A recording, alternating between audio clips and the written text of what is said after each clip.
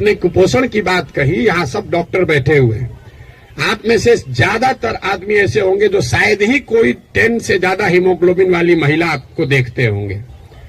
यहां हम लोग जो एक स्टडी करा रहे हैं, देखते हैं, आप देखिएगा कल से ध्यान से। गांव में कहीं जाइए, 55-60 साल से ज्यादा उम्र की कोई महिला आपको सीधी खड़ी नहीं दिखेगी, सब बेंड हो गई है ऊपर से।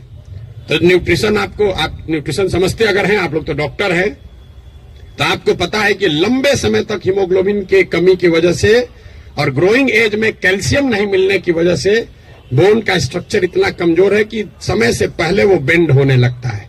ये जब आप गांव में चलिएगा तो देखिएगा। 5 फीट 4 इंच से ज्यादा, 5 फीट 5 इंच से ज्यादा उम्र हाइट की कोई महिला आपको दिखने वाली नहीं है। आपने ठीक कहा, न्यूट्रिशन कोई वन शॉट सॉल्यूशन नहीं है, एंड इंटरजेनरेशनल प्रॉब्लम है। जिस मोदी जी के किताब पेपर की आप बात कर रहे हैं, एक आंकड़ा आपको दे रहा हूं। आज से 300 साल पहले यूरोप में लोगों की एवरेज हाइट भारत में लोगों के एवरेज हाइट से 1.4 इंच कम होती थी।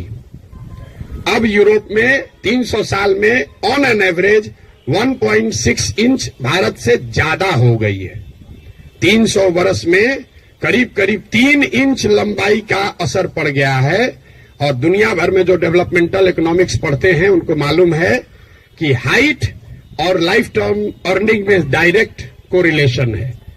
The taller you are more likely to earn higher income and wages than those who are not. इसका मतलब ये नहीं कि जिसका हाइट कम है पैसा कम कमा रहा है, तुरंत वो गणना करने लगेगा कि तो बड़ा नाटा आदमी को देखे हम बड़ा पैसा कमा रहा है।